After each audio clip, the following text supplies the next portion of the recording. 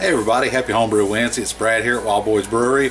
Who can see what I got going on this week is I'm brewing the R&R coconut IPA clone recipe, and I have tweaked it a little bit to my own taste. It's not Ryan's exact version of Stone's recipe. I cut out the Pilsner malt, added more base malt, and I'm also going to put a pound of honey in mine, as well as the honey malt that he added to it.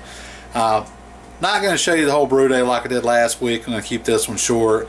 Basically, I've already mashed in, and then I'm doing my protein rest now. It's 168 degrees, and I got my coconut toasted, so I'm going to flip this around and show it to you.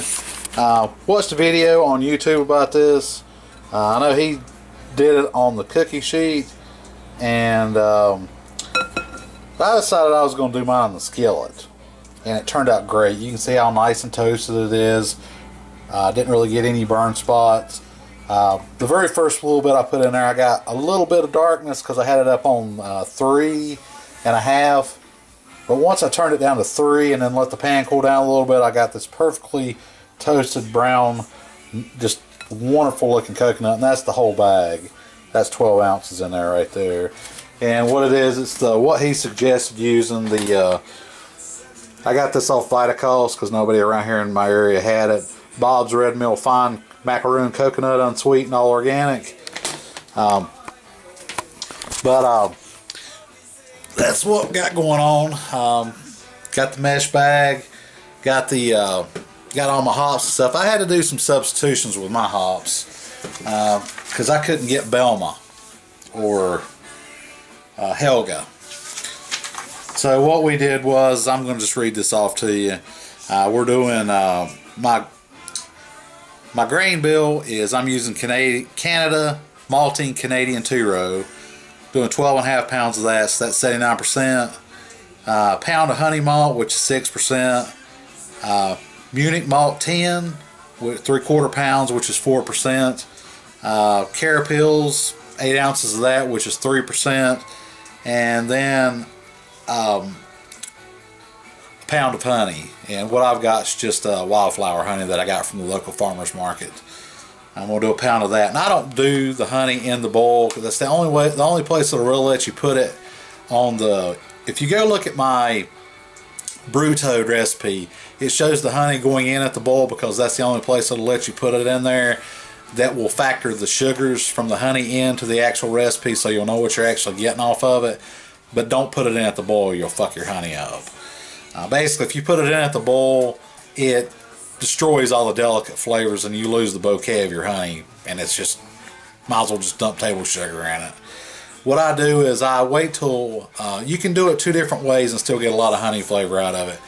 After you cool your wort down, right before you pitch your yeast, when you're down to like 68, 70 degrees or whatever you get it down to, put your honey in then. Stir it up till it's dissolved, then take your gravity reading. Or you can do it when you rack secondary and create a secondary fermentation with the honey, and then once that's close to done, then you can dry hop. I just like doing it all at one time at the end, so I do a 3-week primary, then rack secondary, and then dry hop for 7-10 days. And so that's the way I like doing it, and I've had good results with it, so you can do it however you want to. But so it's 14.75 pounds total. For hops, I'm using Centennial for first wort hopping, and then Amarillo, 1 ounce of Amarillo at 10. So there's no middle or bittering hops. It's just first wort hopping, and this is off his recipe. And then you do a bunch of drops at 10 minutes, which is 1 ounce of Amarillo, and I'm using Crystal, 1 ounce of Crystal, and then a 1/2 ounce of Citra, and a 1/2 ounce of Calypso, and a 1/2 ounce of Galaxy. And then at 1 minute, I'm using Stella, 1 ounce of Stella, 1 ounce of Amarillo, 1 ounce of Citra, and 1/2 ounce of Galaxy. And that is the 1 minute drop on the recipe, but that's actually a whirlpool drop. So you're doing a 60-minute first wort hop and a 10-minute drop, and then a 20-minute whirlpool. And then 7 days, what he's got on here for dry hopping. I'm doing 1 ounce of Amarillo, 1 ounce of Meridian, ½ ounce of Citra, 1 ounce of Calypso, and 1 ounce of Topaz. And these are just some hops that me and my local homebrew owner, I told him he couldn't get the Belma or the Helga, and so he suggested using these, and he's never steered me wrong before. I was tempted to just throw Mosaic in it and say screw it, but I've used Mosaic a lot, and I do like it, but I want to try some new hops. And I did use the Crystal last week in Sparkles Pella, and I love the way that one smelled, so I'm pretty happy about checking that one out again too. And then for my yeast, I'm using the Y-Yeast 1056 American L1. And then that's pretty much it. If you go to my Brewtoad recipe, Tony Yates actually uploaded this on Brewtoad, and there's a feature on there that you can copy it and then tweak it yourself and then resave it. The link to Ryan's recipe is down in the notes if you want to go back and see that if you haven't already watched it. Most people watching my channel already know about the Stone R&R and probably done watched all his videos about it anyway, so I'm not going to waste any time going over that. If you want to go back and watch it to learn more about it, then go check it out. But that's pretty much it. And I got the coconut going in there. It goes in late boil, and it also goes in kind of as a keg edition or dry hopping edition. And that's going to be it. I'll come back when I get the color. Got about 6 minutes left on the protein rest here, and then I'm going to start doing my Vorloft and collecting my wort, and we'll do first wort hopping with 1 ounce Centennial, and then it's a 75-minute boil too, so we'll do a 75-minute boil and then start doing our hop drops there at the end. And that's going to wrap it up on this part anyway. I'll come back when I have some more to show you. Alright, here is the 6th Vorloff, 6th liter of the Vorloff, and it's got a really nice copperish orange color. I think the color on it was projected to be like a 7 SRM, running nice and clear.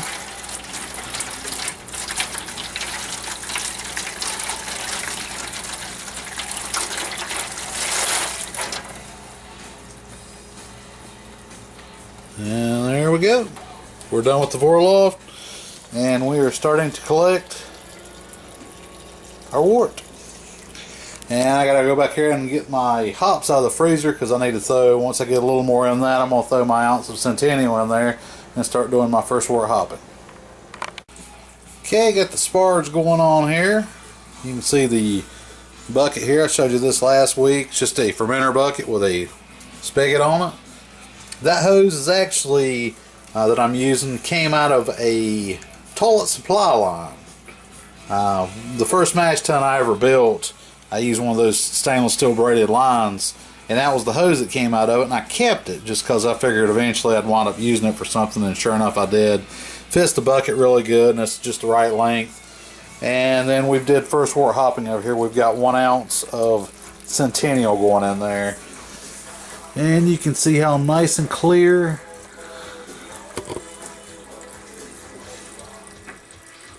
we're running, perfectly clear.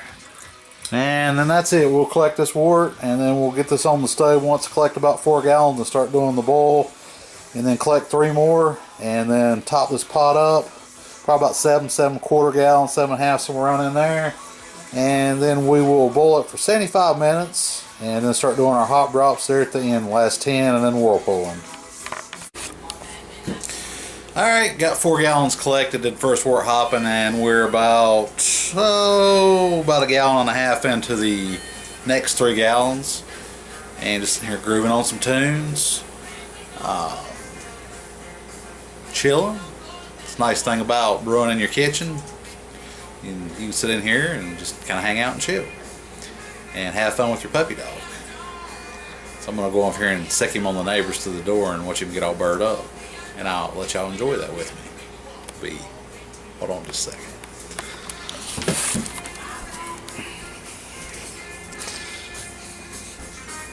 You gonna get him? You gonna get him? Are you ready to attack? You ready to attack? Get him, Smokey. Get him. Come on, do your scary bark. Get him. Yeah, he's a big boy. Say I'm a 200-pound dog trapped in a 12-pound body. You gonna attack?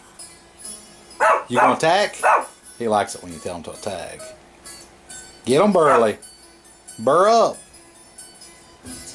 You're supposed to be wagging your tail. That gives away that you're happy. You gonna get him?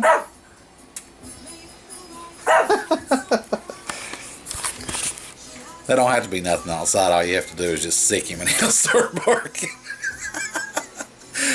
Oh, anyway. That's always good times. Alright, and I know I had some paint strainer bags around.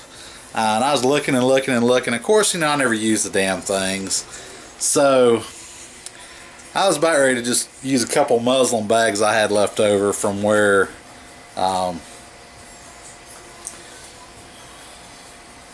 they'd come in some brewing a bag kits that I'd bought a long time ago, because I never really use them for hops.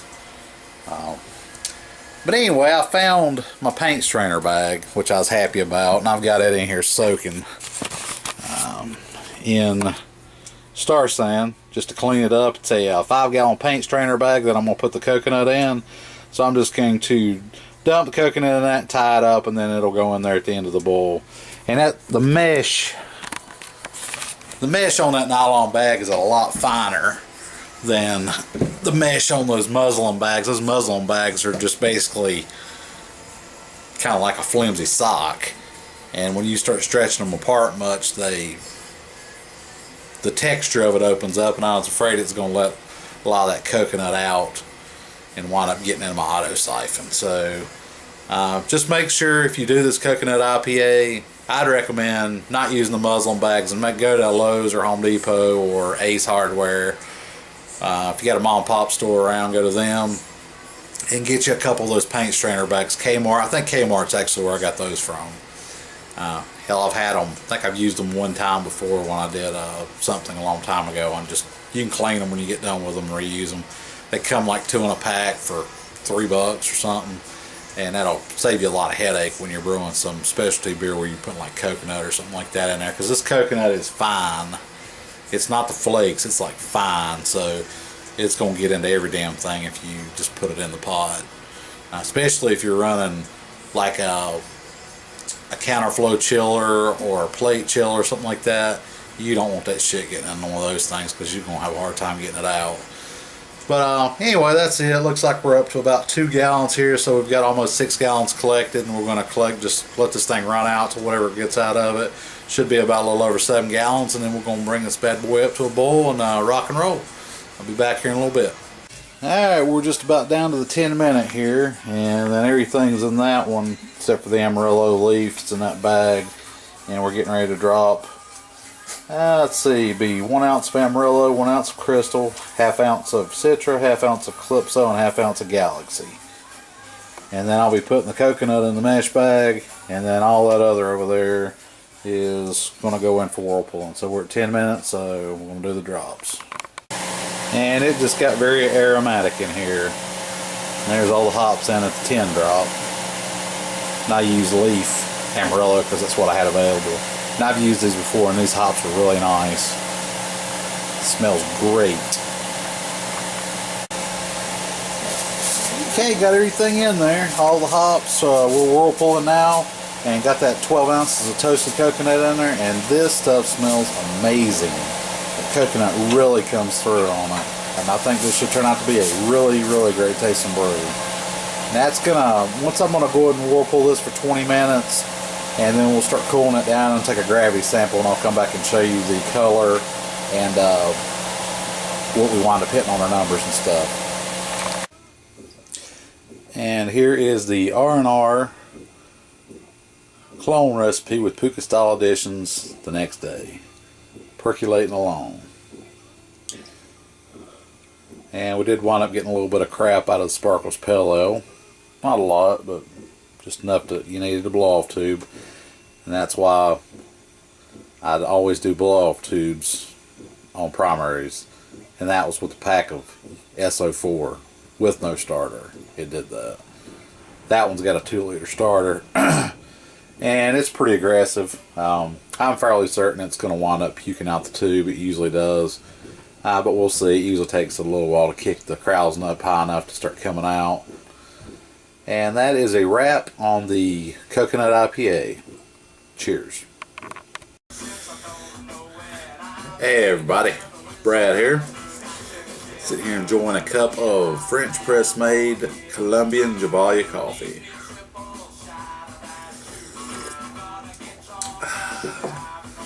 I brewed my beer, my R&R coconut clone with Pooka style editions yesterday. And I'm just going to go over my brewing notes with that. I got 78% efficiency, which I was pretty happy with. It was 1068 without the honey, and then after I added the honey to it, it was 1072, which is exactly what it calculated it out. It should have been.